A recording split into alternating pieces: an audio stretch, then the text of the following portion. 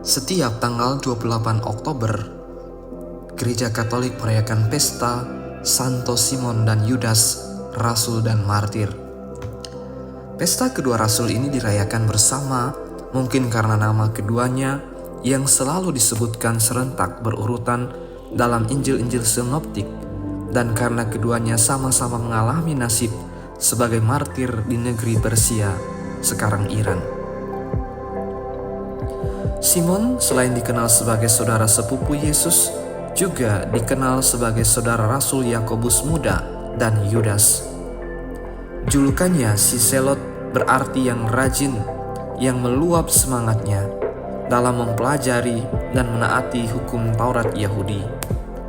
Gelar ini mungkin juga dikenakan kepada Simon karena ia termasuk salah seorang penganut aliran Selot yang sangat fanatik, berpegang teguh kepada Taurat dan turut ambil bagian dalam pemberontakan melawan penjajahan Romawi pada tahun 67-70.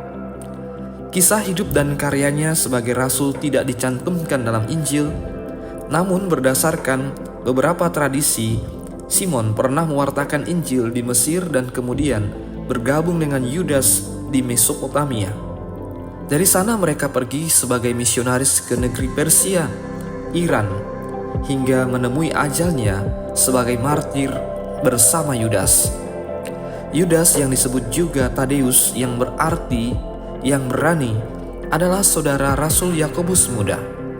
Tradisi mengakui dia sebagai penulis surat Yudas, walaupun mungkin ia hanya menyuruh orang lain menuliskannya. Nama Yudas dimunculkan dalam Injil Yohanes pada waktu Yesus mengadakan perjamuan terakhir. Dialah yang bertanya kepada Yesus, apa sebabnya Yesus menyatakan diri kepada murid-muridnya dan bukan kepada dunia. Setelah kenaikan Yesus, tidak ada cerita kitab suci tentang karya Yudas. Menurut tradisi, Yudas mewartakan Injil di Mesopotamia sebelum bergabung bersama Simon di Persia, di mana keduanya bersama-sama menemui ajalnya sebagai martir Kristus.